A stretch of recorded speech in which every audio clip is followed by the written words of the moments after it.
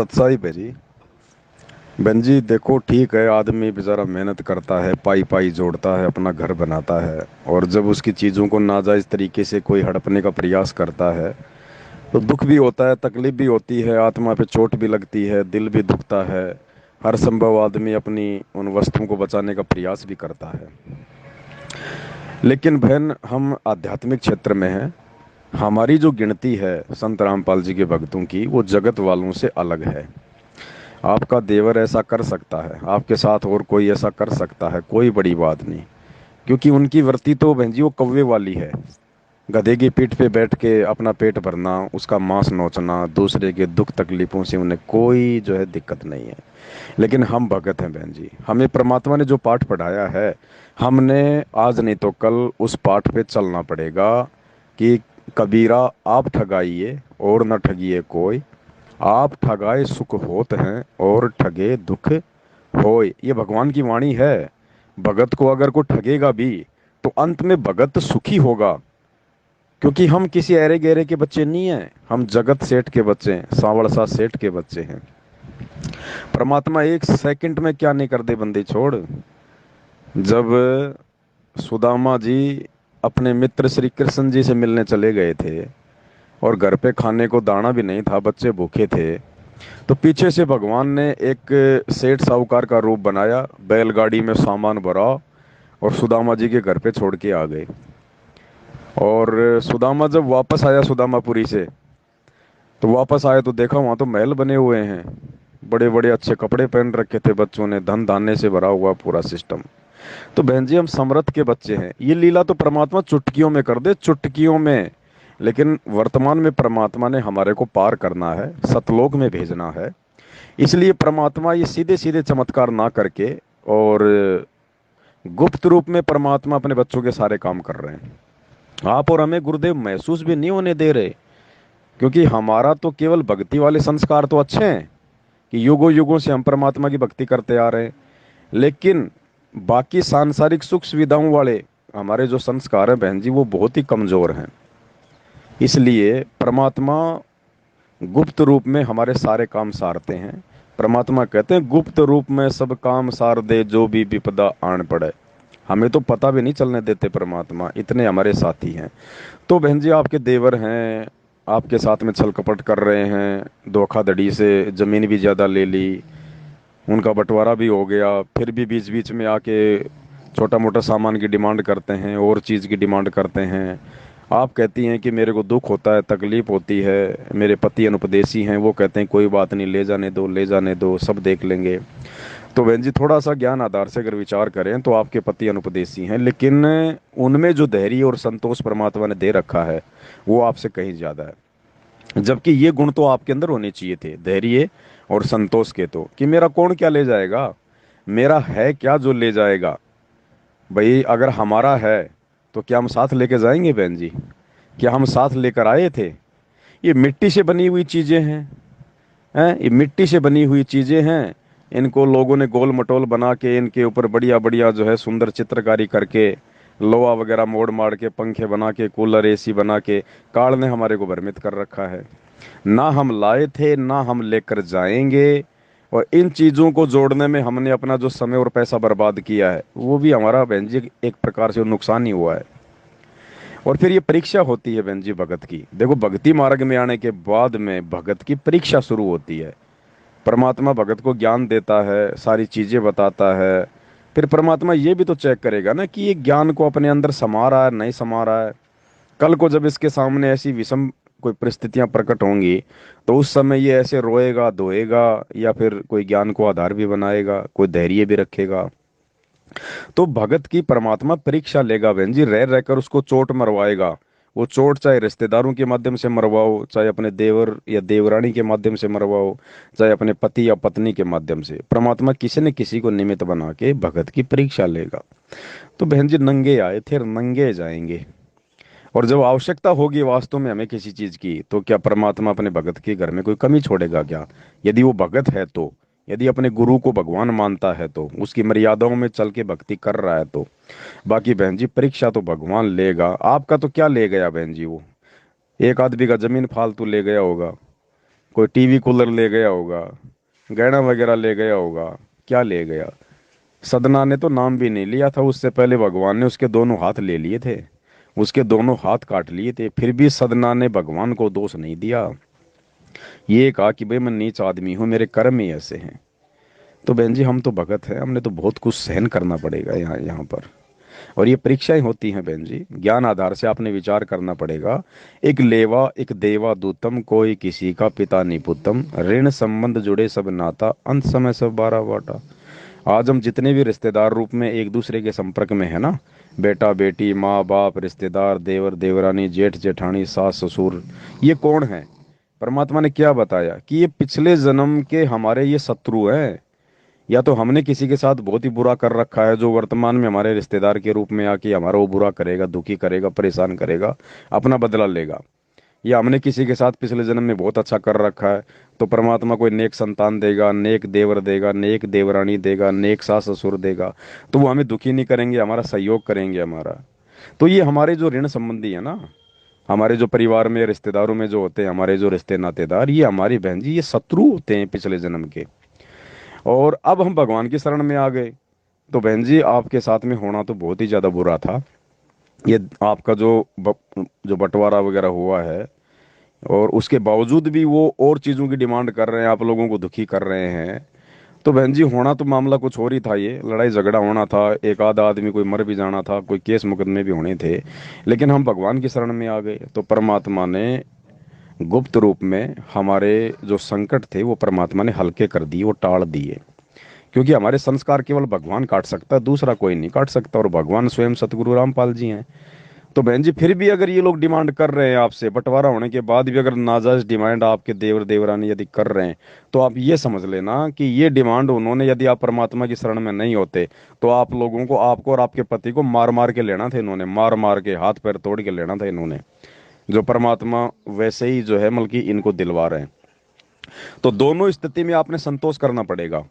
अगर वो नाजायज तरीके से ले रहे हैं, तो एक तरीका तो आपने ये सोचना पड़ेगा कि भाई ये जो है बल्कि अपने वो जो है वो कर्म फोड़ रहे हैं, ये जो है अपने वो कर्म फोड़ रहे हैं, और भाई इनको इनके कर्म फोड़ने दो। हमें तो हमारे गुरु जी की जो शिक्षा है उसी पे चलना है कि कबीरा आप ठगाइए और न ठगिए कोई। कि मेरा भगत को अगर कोई ठग भी लेगा झूठ छल कपट करके, हैं, तो कहते हैं कोई बात नहीं, मेरा भगत का वो क्या ठग लेगा, मेरे भगत की भक्ति नहीं ठग सकता, मेरे भगत की श्वासें नहीं ठग सकता, कुछ नहीं ठग सकता। वो सांसारिक संपत्ति है तो मिट्टी है, ये तो परमात्मा एक सेकंड में भर दे। 21 ब्रह्मांड परमात्मा ने भीख में दे रखे हैं इस भिखारी को। तो ये बहन जी ये कोई ठगना नहीं है।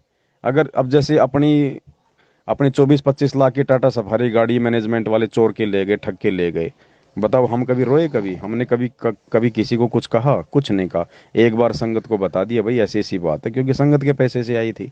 उसके बाद आपने कभी जिक्र सुना कभी मेरे मुंह से बहन जी? आपका तो कोई टीवी कूलर पंखा लेके जा रहा होगा देवर, या तो 24 लाख की गाड़ी ले गया बहन जी, लेकिन फिर भी हमने जो है कुछ नहीं कहा। तो मालिक कहते हैं कबीरा आप ठगाइए और ना ठगिए कोई, आप ठगाई सुख होता है और ठगे दुख होए। ठीक है, तो ये हमने थोड़ा सा ध्यान रखना पड़ेगा बहन जी। और दूसरा जो तरीका है वो ये है कि ये जो है हमारे पिछले बहन जी मतलब जो है मतलब कि ये ऋण संबंधी हैं। क्या पता हमने पिछले जन्म में इनको बहुत ज्यादा जो है मतलब कि बुरा कर रखा है। आज जो आपका देवर है, जो आपको दुखी कर रहे हैं, परेशान कर रहे हैं, नाजायज तरीके से सामान ले रहे हैं, बहन जी आप तो केवल इसी जीवन को देख रही हो, आप तो केवल वर्तमान जीवन को जो है वो देख रही हो।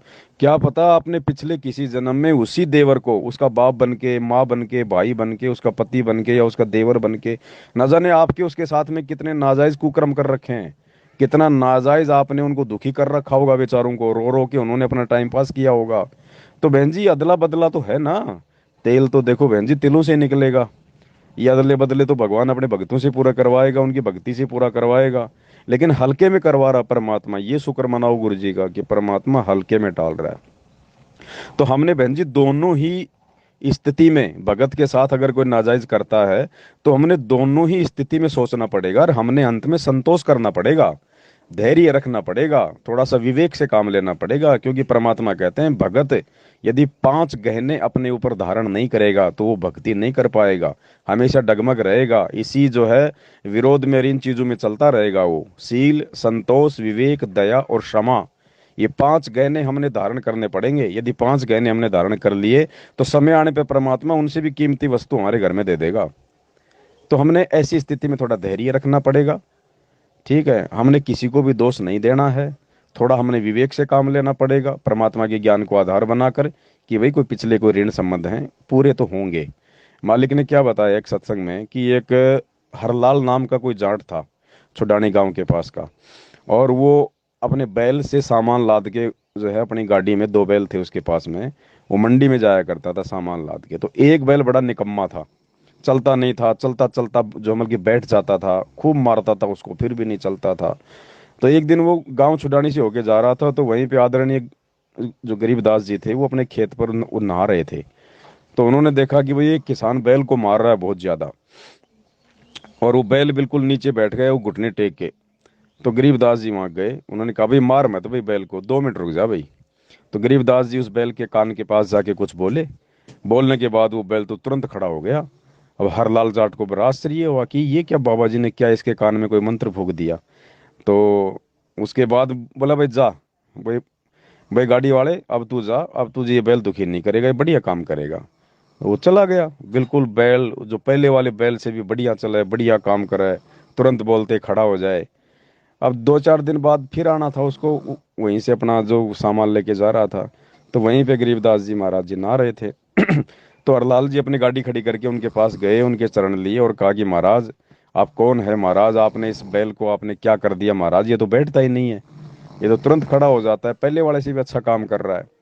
तो गरीबदास ने कहा कि भाई भाई आप एक बात बताओ, आपके घर में बोलो आज से 4-5 साल पहले कोई बाबा जी रहा करता है था क्या?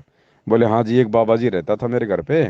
बोले बहुत ही अच्छा था, और ये सोचकर मैंने उसको अपने घर के ऊपर एक मकान बनवा दिया और बढ़िया उसके खाने पीने की व्यवस्था कर दी कि भाई ये भक्ति करेगा, और ये भक्ति करेगा तो मेरे को भी थोड़ा बहुत कोई लाभ मिलेगा। तो बोले अब कहाँ है वो? बोले जी 4-5 साल पहले बोले वो शरीर छोड़ गया। बोले ये जो बैल है ना, ये वही बाबा जी है। और ये नालायक जो है भक्ति का करता था, ढोंग ड्रामा, भक्ति वक्ति थी नहीं इसके पास में। बढ़िया तेरे घर पे हलवे काजू किशमिश खाता था, और और दरवाजा बंद करके आराम से अपना जो हम की सोता था, और तुम सोचते थे कि वो भक्ति कर रहा है। अब मरने के बाद में ये बैल बन गया, क्योंकि इसने तेरा जो खाया था वो चुकाना तो भाई इसको पड़ेगा। अब ये बन गया बैल। अब इसकी तो वही आदत है बढ़िया हलवा खा के सोने की है, अब इसकी वही आदत है इसकी, इसको आता है जोर ये सामान जो है ढोने में। अब मैंने इसको बता दिया कि भाई देख भाई बाबा, ये अदला बदला है, ये तेरे को पूरा करना पड़ेगा, चाहे रो रो के कर ले, चाहे मार खा के कर ले, चाहे अपना फटाफट फटाफट काम करके कर ले, ये तो पूरा करना पड़ेगा। उसके बाद उसके समझ में आ गई बैल के, और तुरंत अपना काम करने लग गया। अब उसके बाद क्या हुआ फिर उस फिर उस हरलाल के मन में ये दया पैदा हो गई कि ओहो हो, ये तो वही बाबा है। उसके बाद उस बैल को उसने अलग से बांध दिया, कभी काम में नहीं लिया, और बढ़िया उसको खाना खिलावे। समय आने पे बैल अपना जो है वो शरीर छोड़ गया।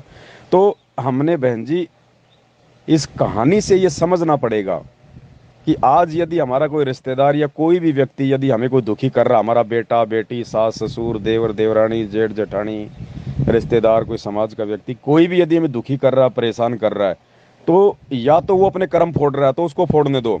भगत के साथ कोई बुरा करेगा तो भगत का बुरा नहीं होगा, उसका ही समय आने पे होगा बुरा, क्योंकि भगत का रखवाला तो भगवान है। जैसे प्रहलाद के साथ में 84 प्रकार की यातनाएं उसके बाप ने दी, लेकिन प्रहलाद का कुछ नहीं बिगड़ा, अंत में उसके बाप की दुर्गति हुई। मीरा के साथ में देख लो बहन जी, अंत में उसके देवर की दुर्गति हुई।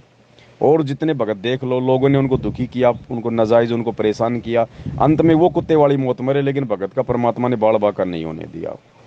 और भाई दूसरा तरीका, भाई वो हमारे ऋण संबंधी हैं, जैसे वो बैल और वो हरलाल जाट की जो कहानी है, तो भाई ये अपना अदला बदला है, ये तो बहन जी हमने पूरा करना पड़ेगा। हमने ना जाने इनको कितना दुखी कर रखा है, पिछले जन्म में क्या पता आपने अपने देवरों की कितनी बीघा जमीन खा रखी है, कितना इनका पैसा खा रखा आपने झूठ बोल के छल कपट करके। पिछले जन्म में ना जाने आपने इनके कितने जो गहने वगैरह हैं जो मतलब की वो झूठ साज बोल के आपने इनके बेच डाले थे। तो बहन जी ये पूरा करना पड़ेगा अदला बदला। परमात्मा कहते हैं बदला कहीं न जात है 3 लोक के माई। लेकिन हमें भगवान मिल गया, परमात्मा मिल गया, इतनी हमारे ऊपर दया हो गई कि हमारे जो पिछले संस्कार हैं धीरे धीरे परमात्मा उनको साफ कर रहा है। अब यदि आप थोड़ा सा धैर्य रखेंगी, जैसे हरलाल जाट ने किया, हरलाल जाट ने किया अब उसके बाद क्या हुआ, वो हरलाल जाट ने फिर उस बैल को मारा नहीं उसको।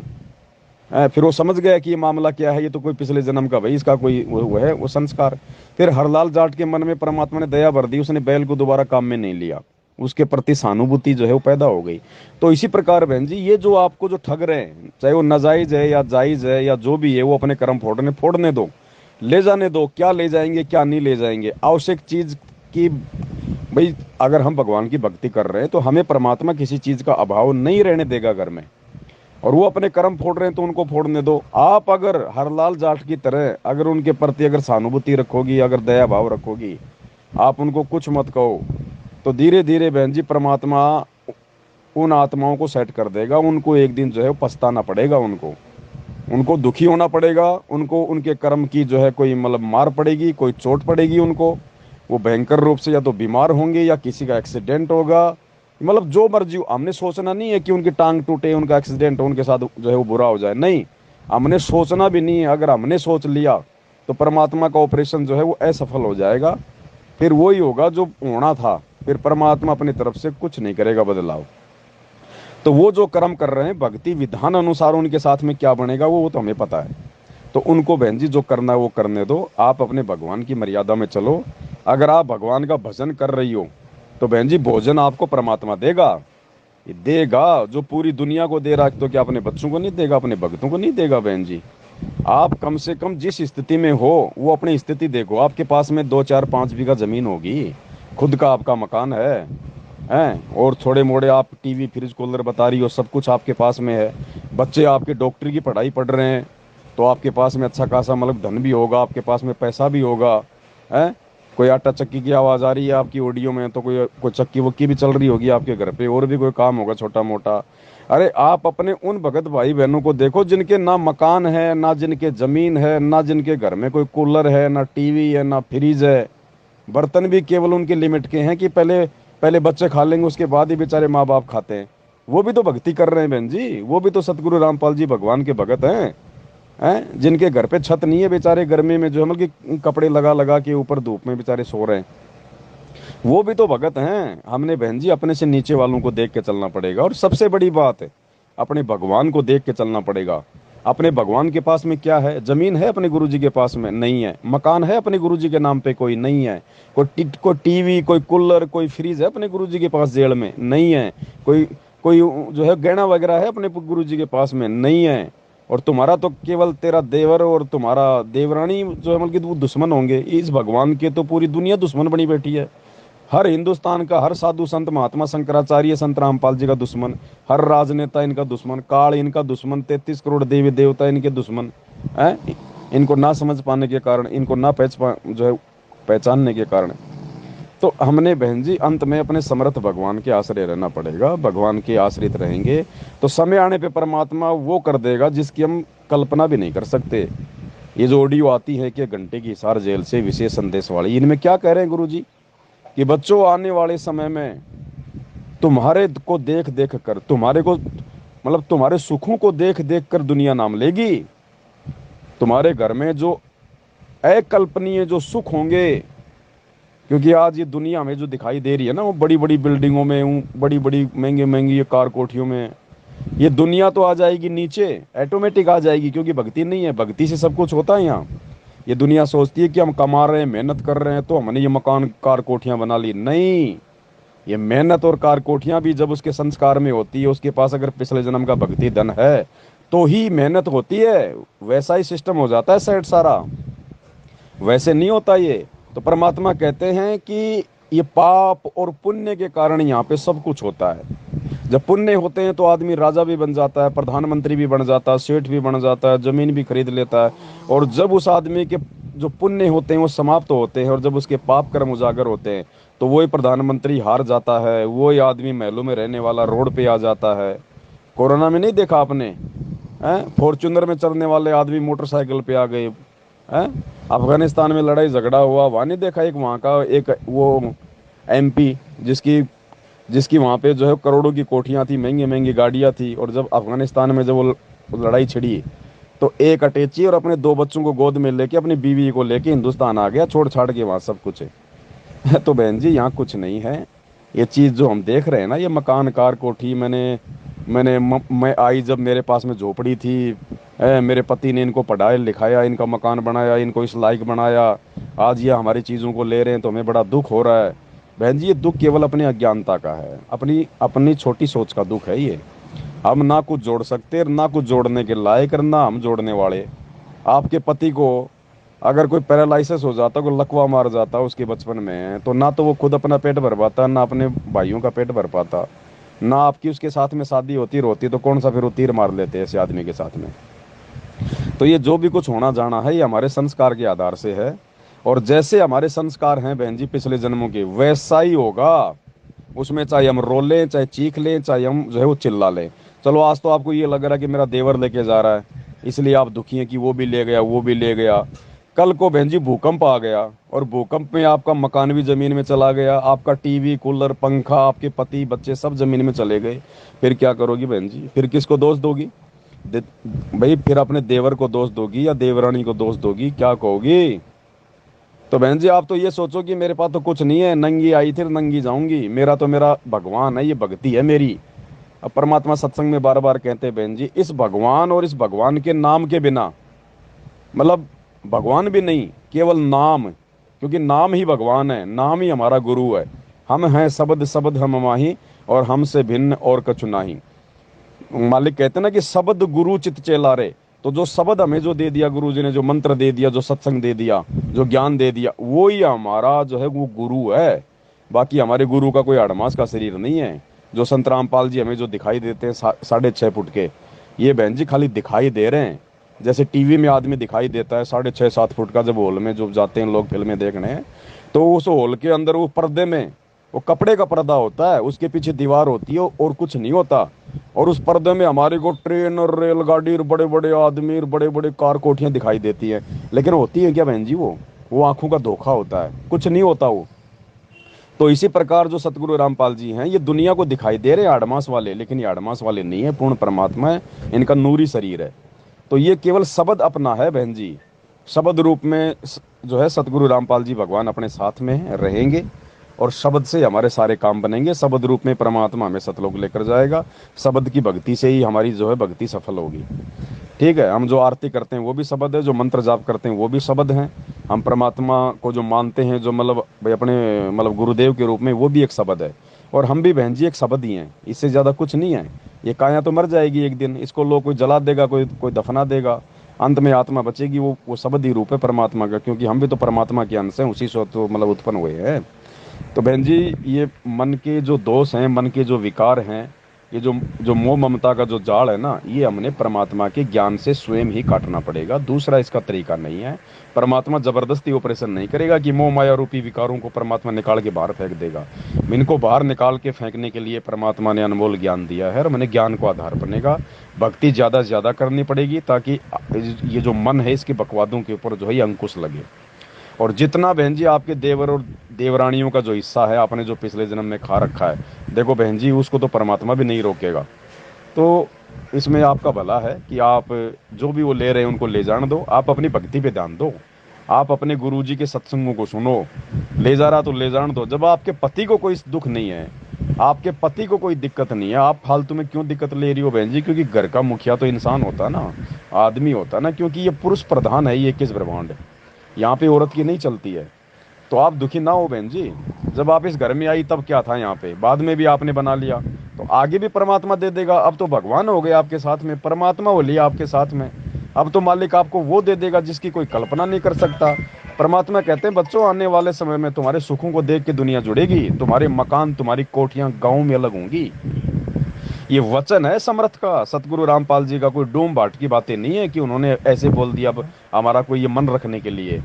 भगवान कहते हैं तुम्हारी कार कोठियां अलग होंगी, तुम्हारे यातायात के साधन इस दुनिया से जो है न्यारे होंगे और प्यारे होंगे। आज हमें लग रहा है कि हम टूटी फूटी झोपड़ी में रह रहे हैं, हमारे घर में कुछ नहीं है, खाने को पीने को ना कोई सुविधा, मोटरसाइकिल भी नहीं है, साइकिल भी नहीं है। ना है तो कोई बात नहीं, ये परमात्मा है। राई से पर्वत कर दे, फिर पर्वत से राई, ये वो परमात्मा है। ये इसका वचन खाली नहीं जाएगा। तो परमात्मा कहते हैं जब किसान खेत में गेहूं डालता है ना, तो पशुओं का चारा तो सबसे पहले होगा। पशुओं का चारा मतलब यहाँ की भौतिक सुख सुविधाएं। हैं, और वो गेहूं है मोक्ष। गेहूं से पेट भरता है तो हमारी आत्मा तो शांति मिलेगी यहाँ से मोक्ष होने से। लेकिन उसके लिए परमात्मा इस गंदे लोक में भी जो जो मतलब जिन जिन चीजों की हमें आवश्यकता होगी, जो जो सुख सुविधा हमें चाहिएगी, वो भी देगा भगवान, और छप्पर फाड़ देगा, और दुनिया देखेगी कि हमारे बाप दादाओं ने तो भाई इतनी मेहनत करी थी, इतना पैसा कमाया, अरबपति थे, वो खरबपति थे, उनकी फैक्ट्रियां चलती थी, 20-20 उनकी गाड़ियां चलती थी, देश विदेश में नाम था। वो तो आएंगे जमीन पे, वो तो आएंगे जमीन पे। ये बड़े बड़े जितने भी लोग हमें दिखाई दे रहे हैं ना आज, ये फिल्म स्टार, ये क्रिकेटर, ये बिजनेसमैन, ये राजनेता, ये पैसे वाले, ये बड़े बड़े फार्म हाउस वाले, ये सब नीचे आएंगे जमीन पे। और परमात्मा के भगत जो आज जमीन पे दिखाई दे रहे हैं, ये ऊपर जाएंगे, ऊपर। दुनिया देखेगी कि ये क्या हो गया, फिर पता चलेगा कि भाई ये तो भक्ति से सब कुछ मिलता है, हमने तो सोचा हम कमा रहे हैं इसलिए सब कुछ हो रहा है। नहीं भाई, ये तो भक्ति से सब कुछ हो रहा है।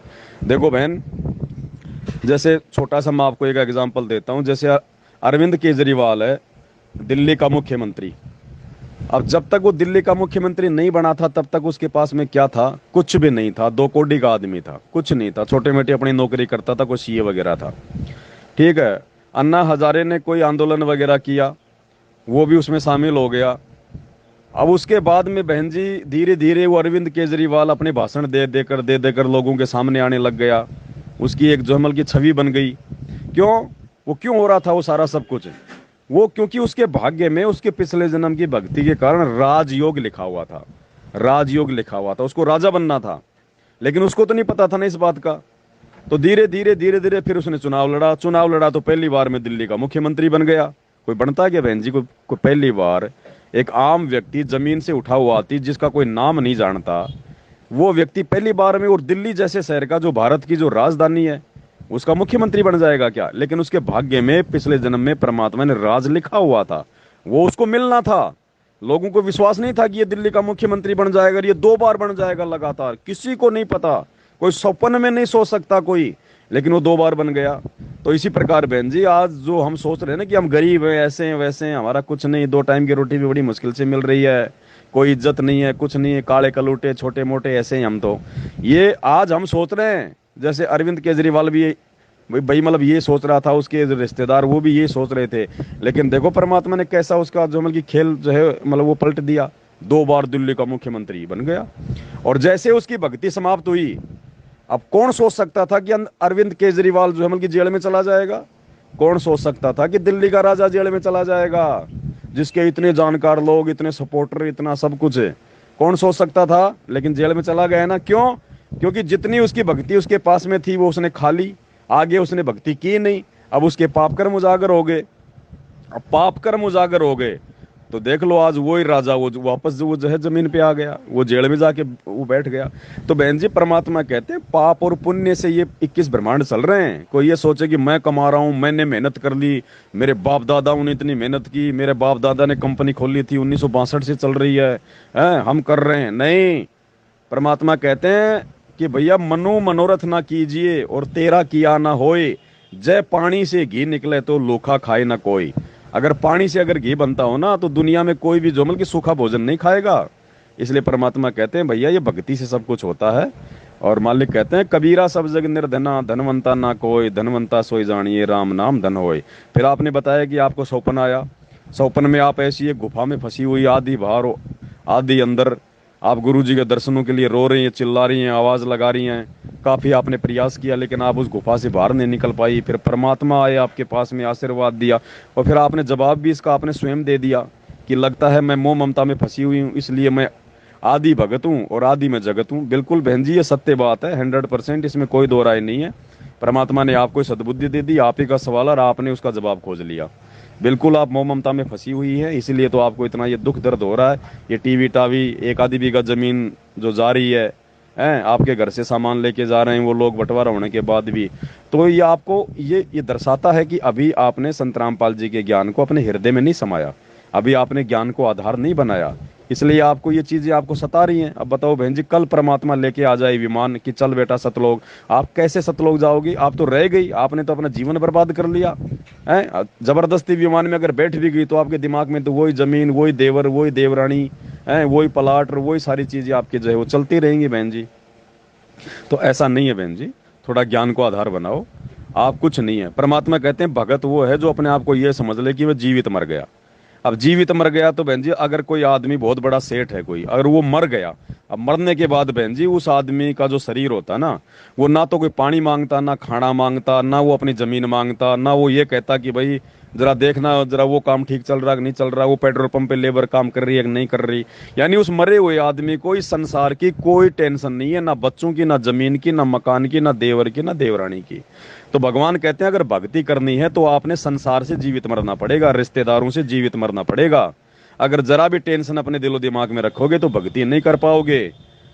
और मालिक कहते हैं कि अगर भाई अगर तुम्हारे भाग्य में कोई है उसको तो कोई छीन नहीं सकता, कोई चोर नहीं सकता, और तुम्हारे भाग्य में है ही नहीं, जबरदस्ती तुम उसको अपना बना के बैठोगे तो उसको तुम्हारे पास में कोई छोड़ेगा नहीं, चाहे तुम कितना प्रयास कर लो। तो बहन जी मिलना उतना ही है जितना हमारा भाग्य में है, और भाग्य से ज्यादा अगर कोई देने वाला है तो वो परमात्मा देने वाला है जिसके आप जी जो है वो शरण में हो। तो ऐसे समर्थ भगवान की शरण में है जो तीनों लोकों में प्रवेश करके सबका भरण पोषण करता है, जिसने राजाओं को राज दे रखा है, सेठों को सेठ बना रखा है, भिखारी को जो राजा बना दे, राजा को सेकंड में भिखारी बना दे। ऐसे समर्थ की शरण में आने के बाद यदि आप इस प्रकार की चिंता कर रही हो तो बहन जी ज्ञान की कमी है। ज्ञान को आधार बनाओ। हमने तो हर क्षण हर समय ये सोचकर तैयार रहना है इस परमात्मा के ज्ञान से। और आपके ऊपर जो ये दुख परेशानियां जो संकट आ रहे हैं ना, आपको जो नाजायज जो परेशान किया जा रहा है, बहन जी ये परमात्मा आपको कोई संकेत कर रहा है। परमात्मा आपको कुछ चीजें समझाना चाह रहा है, लेकिन आप उन चीजों को समझना ही नहीं चाह रही। परमात्मा आपको इस काललोक के ये दुखों से जो है परिचित करवाना चाह रहा है। परमात्मा आपको इस काललोक के रिश्ते नातेदारों से परिचित करवाना चाह रहा है कि बेटा यहाँ कोई किसी का नहीं है, ना कोई किसी का देवर है, ना देवरानी, ना जेठ, ना जेठानी, ना माँ, ना बाप, ना सास, ना ससुर, ना बेटा, ना पति। यहाँ कोई किसी का नहीं है। मतलब के बिना कोई नहीं प्यारा, स्वार्थ के बिना कोई नहीं प्यारा। जब तक बैल चले हड़िये में और तब तक डाले चारा, बुढ़ा हो तब नाट काट दें घर घर लाठे खारा। तो जब तक आपके देवर देवरानियों का स्वार्थ था, जब तक वो अपने पैरों पे खड़े नहीं हुए थे, तब तक तो भाई साहब भाभी जी आपके पैर भी छूते होंगे, आप जो कहती होंगी वही काम करते होंगे। लेकिन अब जब वो अपने पैरों पे खड़े हो गए तो भाई ये तो स्वार्थियों का लोग है, एहसान दुनिया भूल जाती है। तो आपने बहन जी इन चीजों को ज्ञान आधार से समझना पड़ेगा। परमात्मा आपको उन रिश्ते नातेदारों की ये जो हकीकत है ना, ये समझाना चाह रहे हैं कि बेटी ज्यादा दिमाग मत लगा, यहाँ कोई किसी का नहीं है। 1 बीघा जमीन, 2 बीघा जमीन, ये जमीन यहीं पड़ी है। जब से ये पृथ्वी बनी है तब से जमीन वहीं की वही है। और उस 1 बीघा जमीन के ऊपर गुरुजी कहते हैं अरबों खरबों आदमी मर गए, मेरी मेरी मेरी मेरी रजिस्ट्रियां करवा करवा के। 1 बीघा जमीन है बहन जी, 1 बीघा जमीन की कीमत मान लो 5 लाख रुपए, और 1 बीघा जमीन को कोई सैकड़ों आदमी ने, हजारों आदमियों ने आज से पहले अदला बदली कर ली। उसने उससे खरीदा, उसने उससे खरीदा। अरे उस जमीन की इतनी कीमत नहीं है, उससे कई गुना तो लोग जो है कोर्ट में जाके रजिस्ट्री में पैसा बर्बाद कर चुके, क्योंकि सरकार रजिस्ट्री का पैसा लेती है ना जमीन की एवज में। तो इतने की तो वो जमीन नहीं है जितना तो लोग जमीन की रजिस्ट्री में सरकार को पैसा दे चुके। तो अरबों खरबों मर गए बहन जी, मेरा मेरी करके, मेरा मेरी करके। आज वो गधे कुत्ते सुअर बन के वहीं चक्कर काट रहे हैं, कोई उस प्रॉपर्टी की छाया में भी नहीं बैठने दे रहा उनको। तो बहन हमें परमात्मा मिला है, भगवान मिला है, मन को डांटना पड़ेगा, मन को शांति देनी पड़ेगी, वरना ये मन तो ये पापी है, ये जो है ये आरामी है, आरामी। ये तो आगे से आगे आपको दुखी करेगा, परेशान करेगा। इन फालतू की नासवान चीजों को लेके आपको डराएगा कि ले गया तेरा देवर, तेरे गहने भी ले जाएगा, तेरे पति को मूर्ख बना के। तेरा पति भी ऐसा ही है, भोला आदमी है, ले जाएगा। ये टीवी भी ले जाएगा तेरा। ये मन डराएगा बहन जी, लेकिन मन को डराने वाला वो समर्थ भगवान सदगुरु रामपाल जी हमारा बाप है। और कहते हैं वो हाथ अपना रख दे सिर पे जिसने मान गुरु को बाप लिया। तो आप अपने गुरु को अपना बाप मान लो, अपना परमात्मा मान लो बहन जी। उसके बाद आपका कोई बाड़ बाका नहीं कर सकता। बाड़ बाका करने का मतलब अगर कोई आपके साथ धोखा कर रहा है, नाजायज कर रहा है, दुखी कर रहा है, परेशान कर रहा है, करने दो बहन जी। थोड़े समय करेगा, ज्यादा दिन नहीं कर पाएगा। परमात्मा का विधान है। परमात्मा कहते हैं कबीरा मेरे भगत को और दुख ना दीजिए कोई, मैं दुखी मेरा भगत दुखी तो मैं दुखी, मेरा आपा भी दुखी होई। संत 57 अगम पाप है, अनगणित हत्या अपराधम, और दुर्वासा की कल्प काल से प्रलय हो गए यादव। परमात्मा कहते हैं भगत को सताने वाला कभी भी धरती पर सुखी नहीं रहा। लेकिन कोई सुखी रहे ना रहे, हमने किसी के बारे में ऐसा नहीं सोचना है। चाहे लाख हमें कोई दुखी करे, परेशान करे, मारे पीटे छीना झपटी करे, हमारे साथ में नाजायज करे, उसके कर्म उसके साथ में, हमने उसके प्रति कोई मतलब सोचना नहीं है कि भगवान इसका बुरा हो जाए। लेकिन समय आने पर परमात्मा के विधान अनुसार उसका बुरा होगा ही होगा। क्या पता बहन जी आपका कोई पिछला संस्कार है, बाकी हो सकता है आपका देवर देवरानी बहुत अच्छी आत्मा हो भगवान की, वो आपसे भी प्यारे हो परमात्मा को। क्या पता वो पिछले जन्म में आपसे भी ज्यादा उन्होंने भगवान की सेवा की हो, लेकिन वर्तमान में उनका ऐसा कोई संस्कार है, वो भाई फिलहाल वो भगवान की शरण में वो नहीं आ पा रहे। क्या पता साल 2 साल बाद में वो गुरु जी की शरण में आ जाएं, क्योंकि तो सेकंडों का काम है बहन जी। कब कोई भगवान की शरण में आ जाए कोई भरोसा नहीं है। क्या पता वही आपके देवर देवरानी 2 साल बाद 4 साल बाद वो गुरु जी की शरण में आ जाए और आपसे भी अच्छे भगत